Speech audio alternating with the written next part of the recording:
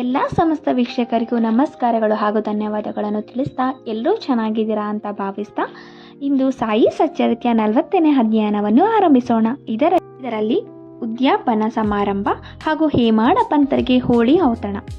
ಬಾಬಾ ಅವರು ತಮ್ಮ ಭಕ್ತರಾದ ಮಾಳಾ ಸಾಹೇಬ ದೇವ ಅವರ ತಾಯಿಯ ಉದ್ಯಾಪನ ಸಮಾರಂಭಕ್ಕೆ ಹೇಗೆ ಹೋಗಿದ್ದರು ಮತ್ತು ಬಾಂದ್ರಾದಲ್ಲಿ ಹೇಮಾಡ ಪಂತರ ಮನೆಗೆ ಹೋಳಿ ಹುಣ್ಣಿಮೆಯ ಔತಣಕ್ಕೆ ಹೇಗೆ ಬಂದರು ಎಂಬುದನ್ನು ಈ ಅಧ್ಯಯನದಲ್ಲಿ ವಿವರಿಸಿದೆ. ಯಾರು ಲೌಕಿಕ ಮತ್ತು ಪಾರಮಾರ್ಥಿಕ ಉಪದೇಶಗಳನ್ನು ಕೊಡುತ್ತಾ ಭಕ್ತರು ತಮ್ಮ ಜೀವನದ ಗುರಿಯನ್ನು ಮುಟ್ಟುವಂತೆ ಮಾಡಿದ್ದರು, ಯಾರು ತಮ್ಮ ಅಭಯ ಹಸ್ತವನ್ನು ಭಕ್ತರ ಮಸ್ತಕದ ಮೇಲಿಟ್ಟು ತಮ್ಮ ಶಕ್ತಿಯನ್ನು ವರ್ಗಾಯಿಸಿ ಪಡೆಯಲು ಅಸಾಧ್ಯವಾದ ವಸ್ತುಗಳನ್ನು ಅವರು ಪಡೆಯುವಂತೆ ಮಾಡುತ್ತಿದ್ದರು, ಯಾರು ತಮ್ಮ ಭಕ್ತರನ್ನು ಅಲಂಕರಿಸಿಕೊಂಡು ಭಕ್ತರು ತಾವೇ ಭಕ್ತರು ಎಂಬ ಏಕೀಭಾವದಿಂದಿದ್ದರು, ಅಂತಹ ಶ್ರೀ ಸಾಯಿಬಾಬಾ ಅವರೇ ಧನ್ಯರು. ಉದ್ಯಾಪನ ಸಮಾರಂಭ. ಶ್ರೀ ಬಿ.ವಿ. ದೇವ ಅವರು ಠಾಣಾ ಜಿಲ್ಲೆಯ ಡಹಾಣುವಿನಲ್ಲಿ ಮಾಮಲೇರದಾರರಾಗಿದ್ದರು. ಅವರ ತಾಯಿಯು 25-30 ಹರಕೆಗಳನ್ನು ಮಾಡಿಕೊಂಡಿದ್ದು, ಈ ಸಂಬಂಧವಾಗಿ ಉದ್ಯಾಪನ ಸಮಾರಂಭ ಆಚರಿಸಬೇಕಿತ್ತು. 100-200 ಜನ ಬ್ರಾಹ್ಮಣರ ಸಂತರ್ಪಣೆಯೇ ಈ ಸಮಾರಂಭ. ಶ್ರೀ ದೇವ ಅವರು ಒಂದು ದಿನ ನಿಶ್ಚಯಿಸಿ ಬಾಬಾ ಅವರ ಈ ಸಮಾರಂಭಕ್ಕೆ ಬರದಿದ್ದರೆ ಸಮಾರಂಭವು ಶೋಭಿಸುವುದಿಲ್ಲವೆಂದು ಅವರನ್ನು ಸಹ ಊಟಕ್ಕೆ ಕರೆದುಕೊಂಡು ಬರುವಂತೆ ಶಿರ್ಡಿಯ ಬಾಪು ಸಾಹೇಬ್ ಅವರಿಗೆ ಪತ್ರ ಬರೆದರು. ಬಾಪು ಅವರು ಆಮಂತ್ರಣ ನೋಡಿ, ನನ್ನನ್ನು ಸ್ಮರಿಸುವವರ ಬಳಿ ನಾನು ಸದಾ ಇರುತ್ತೇನೆ, ನನಗೆ ವಾಹನ ಸೌಕರ್ಯದ ಅಗತ್ಯವಿಲ್ಲ, ನನ್ನನ್ನು ಪ್ರೀತಿಯಿಂದ ಆಹ್ವಾನಿಸಿದವರ ಹತ್ತಿರ ನಾನು ಶೀಘ್ರವಾಗಿ ಓಡುತ್ತೇನೆ, ನೀನು ಮತ್ತು ಇನ್ನೊಬ್ಬನ ಜೊತೆಗೂಡಿ ಬರುತ್ತೇನೆಂದು ಉತ್ತರ ಬರೆದು ಹಾಕು ಎಂದರು. ಶ್ರೀ ಜೋಗ ಅವರು ಅದರಂತೆ ದೇವ ಅವರಿಗೆ ಉತ್ತರಿಸಿದರು. ಇದನ್ನು ನೋಡಿ ದೇವ ಅವರು ಆನಂದಭರಿತರಾದರು. ಆದರೆ ಬಾಬಾ ರಹತ ರುಹಿ ನಿಮ್ಮ ಗಾಂವದಿಂದ ಆಚೆಗೆ ಎಲ್ಲಿಗೂ ಹೋಗಿರಲಿಲ್ಲ. ಆದರೂ ಸಿದ್ಧಿಪುರುಷರಾದ ಬಾಬಾ ಅವರಿಗೆ ಯಾವುದೂ ಅಸಾಧ್ಯವಿಲ್ಲ, ಯಾವ ರೂಪದಲ್ಲಿಯಾದರೂ ಬಂದು ತಮ್ಮ ಅಭಿಷ್ಟವನ್ನು ನೆರವೇರಿಸುತ್ತಾರೆ ಎಂದು ಶ್ರೀದೇವ ದೃಢ ಮನಸ್ಸಿನೆಂದಿದ್ದರು.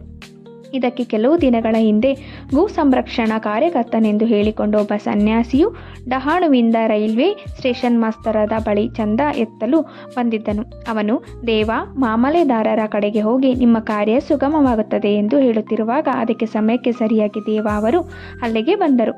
ಸ್ಟೇಷನ್ ಮಾಸ್ತರರು ಸನ್ಯಾಸಿಗೆ ದೇವ ಅವರ ಪರಿಚಯ ಮಾಡಿಕೊಟ್ಟರು. ಇಬ್ಬರು ಕೆಲವು ಕಾಲ ಮಾತುಕತೆ ನಡೆಸಿದರು. ಆಗ ದೇವ ಅವರು, ಈಗ ತಾನೇ ನರೋತ್ತಮ ಶೆಟ್ಟಿ ಬೇರೆ ಕಾರ್ಯಕ್ಕೆ ಚಂದ ಎತ್ತಿದ್ದಾರೆ, ಆದ್ದರಿಂದ ಈಗಲೇ ಇನ್ನೊಂದು ಸಲ ಚಂದ ಎತ್ತುವುದು ಸೂಕ್ತವಲ್ಲ, ಇನ್ನು 3-4 ತಿಂಗಳ ನಂತರ ಬನ್ನಿರಿ ಎಂದು ಹೇಳಿ ಕಳುಹಿಸಿದರು. ಮುಂದೆ 1 ತಿಂಗಳ ನಂತರ ಸನ್ಯಾಸಿಯು ಬೆಳಗ್ಗೆ 10 ಗಂಟೆಗೆ ಸರಿಯಾಗಿ ದೇವ ಅವರ ಮನೆ ಬಾಗಿಲಿಗೆ ಬಂದರು. ದೇವ ಅವರು ಚಂದ ಎತ್ತಲು ಆತನು ಬಂದಿದ್ದಾನೆಂದು ಭಾವಿಸಿದರು. ಆದರೆ ಆ ಸನ್ಯಾಸಿಯು ಉದ್ಯಾಪನ ಸಮಾರಂಭಕ್ಕೆ ಸಿದ್ಧತೆಯನ್ನು ನೋಡಿ ತಾನೂ ಚಂದ ಎತ್ತಲು ಬರದಿದ್ದರೆ ಊಟಕ್ಕೆ ಬಂದಿರುವುದಾಗಿ ತಿಳಿಸಿದನು. ಆಗ ದೇವ ಅವರು, ಸರಿ, ಬಹಳ ಸಂತೋಷ, ನಿಮ್ಮದೇ ಮನೆ ಎಂದು ಭಾವಿಸಿ ಊಟಕ್ಕೆ ಅಗತ್ಯವಾಗಿ ಬನ್ನಿರಿ ಎಂದರು. ನಂತರ ಭೋಜನ ಇನ್ನೂ 2 ಗಂಟೆಗಳ ಕಾಲ ಇದ್ದುದರಿಂದ ಆ ವೇಳೆಗೆ ಹೇಳಿ ಕಳಿಸಲೇ ಎಂದು ದೇವ ಕೇಳಲು ಸನ್ಯಾಸಿಯು ತಾನೇ ನಿಯಮಿತ ಕಾಲಕ್ಕೆ ಬರುತ್ತೇನೆಂದು ತಿಳಿಸಿದನು. ದೇವ ಅವರು ಸರಿಯಾಗಿ 12 ಗಂಟೆಗೆ ಬನ್ನಿರಿ ಎಂದರು. ಆ ಪ್ರಕಾರ 12 ಗಂಟೆಗೆ ಸರಿಯಾಗಿ ಮೂವರು ಬಂದು ಊಟ ಮುಗಿಸಿ ಹೊರಟು ಹೋದರು. ಸಮಾರಂಭ ಮುಕ್ತಾಯವಾದ ನಂತರ ದೇವ ಅವರು ಸಾಯಿಬಾಬಾ ತಮ್ಮ ಮಾತಿನಂತೆ ನಡೆದುಕೊಳ್ಳಲಿಲ್ಲವೆಂದು ಖೇದದಿಂದ ಶ್ರೀ ಜೋಗ ಅವರಿಗೆ ಪತ್ರ ಬರೆದರು. ಜೋಗ ಅವರು ಬಾಬಾ ಅವರ ಹತ್ತಿರ ಹೋಗಿ ಈ ಪತ್ರವನ್ನು ಅವರ ಮುಂದಿಟ್ಟರು. ಅದನ್ನು ಹೊಡೆದು ನೋಡುವ ಮೊದಲೇ ಬಾಬಾ ಅವರು, ಏನು ನಾನು ಹೋಗಲು ಮಾತು ಕೊಟ್ಟು ಮೋಸಗೊಳಿಸಿದ್ದಾನೆಯೇ? ನಾನು ಇಬ್ಬರ ಸಂಗಡ ಹೋಗಿ ಭೋಜನದಲ್ಲಿ ಭಾಗವಹಿಸಿ ಸಂತೃಪ್ತಿಯಿಂದ ಹಿಂದಿರುಗಿದ್ದೇನೆ. ಅವನು ನನ್ನನ್ನು ಗುರುತಿಸಲಿಲ್ಲ, ಆಗಿದ್ದರೆ ನನ್ನನ್ನು ಆಮಂತ್ರಿಸಿದ್ದಾದರೂ ಹೇಗೆ? ಈ ಸನ್ಯಾಸಿಯು ಚಂದ ಎತ್ತಲು ಬಂದಿದ್ದಾನೆಂದು ಆತನು ಭಾವಿಸಿದ್ದಾಗ ನಾನು ಊಟಕ್ಕೆ ಬಂದಿದ್ದನೆಂದು ತಿಳಿಸಿ ಅವನ ಅನುಮಾನವನ್ನು ಪರಿಹಾರ ಮಾಡಲಿಲ್ಲವೇ? ನಂತರ ನಾವು ಮೂವರು ಊಟ ಮಾಡಿ ಬರಲಿಲ್ಲವೇ? ನಾನು ಮಾತಿನಂತೆ ನಡೆಯಲು ಸರ್ವವನ್ನು ತ್ಯಾಗ ಮಾಡಬಲ್ಲೆ, ನಾನೆಂದು ಆಡಿದ ಮಾತಿಗೆ ತಪ್ಪಲಾರೆ ಎಂದು ಹೇಳಿದರು. ಈ ಉತ್ತರವನ್ನು ಕೇಳಿದ ಜೋಗ ಆನಂದಭರಿತರಾಗಿ ಮರುಟ ಪಾಲಿಗೆ ದೇವ ಅವರಿಗೆ ಉತ್ತರ ಬರೆದರು. ಅದನ್ನು ಓದಿ ದೇವ ಅವರಿಗೆ ಆನಂದವಾಯಿತು. ನೇತ್ರಗಳಿಂದ ಆನಂದ ಬಾಷ್ಪವೂ ಹರಿದವು. ವೃಥಾ ಬಾಬಾ ಅವರನ್ನು ನಿಂದಿಸಿದ್ದಕ್ಕಾಗಿ ವ್ಯಥಪಟ್ಟುಕೊಂಡರು.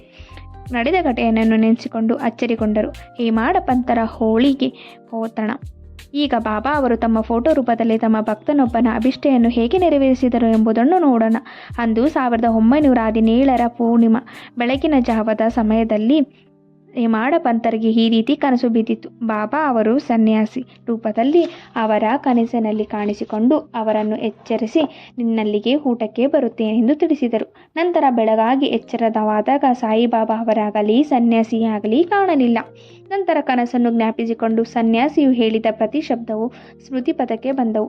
ಅವರು 7 ವರ್ಷಗಳಿಂದ ಬಾಬಾ ಅವರ ಸಂಪರ್ಕ ಪಡೆದರು ಮತ್ತು ಸದಾ ಬಾಬಾ ಅವರನ್ನು ಧ್ಯಾನಿಸುತ್ತಿದ್ದರೂ ಸಹ ಬಾಬಾ ಅವರು ತಮ್ಮ ಮನೆಗೆ ಊಟಕ್ಕೆ ಬರಬಹುದೆಂದು ತಿಳಿದಿರಲಿಲ್ಲ. ಕೂಡಲೇ ತಮ್ಮ ಹೆಂಡತಿಗೆ ಈ ದಿನ ಹೋಳಿ ಹಬ್ಬವಾಗಿದ್ದರಿಂದ ಒಬ್ಬ ಸನ್ಯಾಸಿ ಅತಿಥಿಯಾಗಿ ಊಟಕ್ಕೆ ಬರಬಹುದೆಂದು ಹೆಚ್ಚು ಅಡುಗೆ ಮಾಡಲು ಹೇಳಿದರು. ಆಗ ಅವಳು ಯಾರು, ಎಲ್ಲಿಂದ ಬರುತ್ತಾರೆ ಎಂದು ಕೇಳಲು ತನ್ನ ಕನಸಿನಲ್ಲಿ ಹೇಮಾಡ ಪಂತ ಅವಳಿಗೆ ವಿವರಿಸಿದರು. ಅವಳು ಅನುಮಾನದಿಂದ, ಬಾಬಾ ಅವರು ಶಿರ್ಡಿಯ ರುಚಿಕರವಾದ ಊಟ ಬಿಟ್ಟು ನಮ್ಮ ಮನೆಯ ಸಾದಾ ಊಟಕ್ಕೆಂದಾದರೂ ಬರುತ್ತಾರೆಯೇ ಎಂದು ಕೇಳಿದಳು. ಆಗ ಹೇಮಾಡ ಪಂತರು, ಬಾಬಾ ಅವರೇ ಸ್ವತಃ ಬರದಿದ್ದರೂ ಯಾರಾದರೂ ಒಬ್ಬ ಅತಿಥಿ ರೂಪದಲ್ಲಿ ಬರಬಹುದೆಂದು ಹೆಚ್ಚಿಗೆ ಅಡುಗೆ ಮಾಡುವುದರಿಂದ ನಷ್ಟವೇನೂ ಇಲ್ಲ ಎಂದರು. ಮಧ್ಯಾಹ್ನದ ಹೊತ್ತಿಗೆ ಅಡುಗೆ ತಯಾರಾಗಿತ್ತು. ದೇವರ ಪೂಜೆ ನೆರವೇರಿಸಿ 2 ಸಾಲು ಎಲೆ ಹಾಕಿದರು. ಮನೆಯವರೆಲ್ಲ ತಮ್ಮ ತಮ್ಮ ಮನೆಗಳ ಮೇಲೆ ಕುಳಿತರು. ಆಹಾರ ಬಡಿಸಿದರು. ಎಲ್ಲರೂ ಅತಿಥಿಯ ಬರವನ್ನೇ ಕಾಯುತ್ತಿದ್ದರು. ಮಧ್ಯಾಹ್ನ ಮೀರುತ್ತಿತ್ತು. ಅತಿಥಿಯ ಸುಳಿವೇ ಇರಲಿಲ್ಲ. ನಂತರ ಬಾಗಿಲು ಹಾಕಿ ತುಪ್ಪ ಬಡಿಸಿದರು. ಇನ್ನೇನು ಎಲ್ಲರೂ ಊಟ ಮಾಡಲಾರಂಭಿಸಿದರು ಎನ್ನುವ ಸಮಯಕ್ಕೆ ಸರಿಯಾಗಿ ಬಾಗಿಲು ಬಡಿದ ಸಪ್ಪಳ ಕೇಳಿಸಿತು. ಹೇಮಾಡ ಪಂತರು ಹೋಗಿ ಬಾಗಿಲು ತೆರೆದು ನೋಡಿದರು. ಅಲ್ಲಿ ಮಹಮ್ಮದ ಮತ್ತು ಇಸ್ಮು ಮುಜಾವರ ಎಂಬವರು ಕಂಡರು. ಅವರೆಲ್ಲರೂ ಊಟಕ್ಕೆ ಕುಳಿತಿರುವುದನ್ನು ನೋಡಿ ತೊಂದರೆ ಕೊಟ್ಟಿದ್ದಕ್ಕಾಗಿ ಅವರ ಕ್ಷಮೆ ಬೇಡಿ, ಊಟ ಮಾಡಲು ನಿಮಗೆ ಎಲ್ಲರೂ ಕಾಯುತ್ತಿದ್ದಾರೆ, ಇದನ್ನು ತೆಗೆದುಕೊಳ್ಳಿ ಎಂದು ಹಳೆ ಕಾಗದವನ್ನು ಸುತ್ತಿದ ಫೋಟೋ ಒಂದನ್ನು ಹೇಮಾಡ ಪಂತರ ಕೈಗಿತ್ತು. ನಂತರ ವಿವರವಾಗಿ ತಿಳಿಸುವೆವು, ಊಟ ಮುಗಿಸಿ ಬನ್ನಿ ಎಂದು ಹೇಳಿ ಹೋದರು. ಹೇಮಾಡ ಪಂತರು ಅದನ್ನು ಬಿಚ್ಚಿ ನೋಡಲಾಗಿ ಶ್ರೀ ಸಾಯಿಬಾಬಾ ಅವರ ಸುಂದರ ಫೋಟೋ ಕಂಡು ಆನಂದಭರಿತರಾದರು. ನಂತರ ಈ ಫೋಟೋವನ್ನು ಕಣ್ಣುಗಳಿಗೆ ಹೊತ್ತಿಕೊಂಡು ಭೋಜನ ಗೃಹಕ್ಕೆ ಬಂದು ಅತಿಥಿಗಾಗಿ ಕಾದಿರಿಸಿದ್ದ ಸ್ಥಳದಲ್ಲಿ ಅದನ್ನಿಟ್ಟು ನೈವೇದ್ಯ ಅರ್ಪಿಸಿ ಎಲ್ಲರ ಊಟ ಮಾಡಲಾರಂಭಿಸಿದರು. ಕನಸಿನಲ್ಲಿ ಹೇಳಿದಂತೆ ಸ್ವತಃ ಬಾಬಾ ಅವರೇ ತಮ್ಮ ಮನೆಗೆ ಊಟಕ್ಕೆ ಬಂದಿರುವೆವೆಂದು ಭಾವಿಸಿ ಎಲ್ಲರೂ ಅನನ್ಯವಾಗಿ ಫೋಟೋಕ್ಕೆ ವಂದಿಸಿದರು. ಅಲ್ಲಿ ಮಹಮ್ಮದ್ ಅವರಿಗೆ ಈ ಫೋಟೋ ಹೇಗೆ ದೊರಕಿತು ಹೇಮಾಡ ಪಂತರಿಗೆ ಹೇಗೆ ಅದನ್ನು ಕೊಟ್ಟರು ಎಂಬುದನ್ನು ಮುಂದಿನ ಅಧ್ಯಯನದಲ್ಲಿ ವಿವರಿಸುತ್ತೇನೆ. ಶ್ರೀ ಸಾಯಿ ಪ್ರಣಾಮಗಳು. ನೋಡಿದ್ರ ಸಾಯಿಬಾಬಾ ಅವರ ಲೀಲೆಯನ್ನು. ಸಾಯಿ ಯಾವತ್ತೂ ಕೊಟ್ಟ ಮಾತಿಗೆ ತಪ್ಪೋದಿಲ್ಲ. ಅವರು ಹೇಳಿದಂತೆಯೇ ನಡ್ಕೊಳ್ತಾರೆ. ಅದಕ್ಕಾಗಿ ಅವರು ತಮ್ಮ ಸರ್ವಸ್ವವನ್ನೇ ತ್ಯಾಗ ಮಾಡಲು ಸಿದ್ಧರಿರ್ತಾರೆ. ಯಾರಿಗಾಗಿ? ತಮ್ಮ ಪ್ರೀತಿಯ ಭಕ್ತರಿಗಾಗಿ ಅಂತ ಹೇಳ್ತಾ, ಅವರು ಕೊಟ್ಟ ಮಾತಿನಂತೆ ನನ್ನ ಜೀವನದಲ್ಲಿ ಎಷ್ಟು ಮಾತು ಕೊಟ್ಟಿದ್ದಾರೆ ಆ ಪ್ರತಿ ಮಾತನ್ನು ನಡೆಸ್ಕೊಡ್ತಾ ಇದ್ದಾರೆ. ನನ್ನ ಕೈಯಿಂದ ಸಹ ಮಾಡಿಸ್ಕೊಳ್ತಾ ಇದ್ದಾರೆ. ಹಾಗೆ ಈ ಅನುಭವ ಪ್ರತಿ ಭಕ್ತರಿಗೂ ಆಗಿರುತ್ತೆ. ಆ ಭಕ್ತಿಯ ಮೂಲವೇ ಸಾಯಿಯೇ ಭಕ್ತಿಯ ಮೂಲ. ಎಲ್ಲವೂ ಸಾಯಿಮಯಂ, ಎಲ್ಲವೂ ಕೃಷ್ಣಮಯಂ ಅಂತ ಹೇಳ್ತಾ ಈ ಅಧ್ಯಯನವನ್ನು ಮುಗಿಸ್ತಾ ಇದ್ದೀನಿ. ಯಾರಿಗೆಲ್ಲ ಈ ವಿಡಿಯೋ ಇಷ್ಟ ಆಯಿತು ದಯವಿಟ್ಟು ಲೈಕ್ ಮಾಡಿ, ಶೇರ್ ಮಾಡಿ. ಯಾರೆಲ್ಲ ಸಾಯಿ ಭಕ್ತರಿದ್ದಾರೆ ಅವ್ರಿಗೆ ಈ ಕಥೆಯನ್ನು, ಈ ವಿಡಿಯೋವನ್ನು ಶೇರ್ ಮಾಡಿ. ಹಾಗೂ ಯಾರೆಲ್ಲ ಸಬ್ಸ್ಕ್ರೈಬ್ ಮಾಡ್ಕೊಂಡಿರೋ ನನ್ನ ಚಾನಲ್ನ ಅವ್ರಿಗೆಲ್ಲರಿಗೂ ಧನ್ಯವಾದಗಳನ್ನು ಅರ್ಪಿಸುತ್ತಾ, ಇನ್ನೂ ಯಾರೆಲ್ಲ ನನ್ನ ಚಾನಲ್ನ ಸಬ್ಸ್ಕ್ರೈಬ್ ಮಾಡ್ಕೊಂಡಿಲ್ಲ ಅವ್ರಿಗೆಲ್ಲ ಪ್ಲೀಸ್ ಸಬ್ಸ್ಕ್ರೈಬ್ ಮಾಡ್ಕೊಳ್ಳಿ ಅಂತ ಹೇಳ್ತಾ ಈ ಅಧ್ಯಯನವನ್ನು, ಈ ವಿಡಿಯೋವನ್ನು ಕಂಪ್ಲೀಟ್ ಮಾಡ್ತಾ ಇದ್ದೀನಿ. ಸಾಯಿ ಶರಣಂ, ಸಾಯಿ ಶರಣಂ.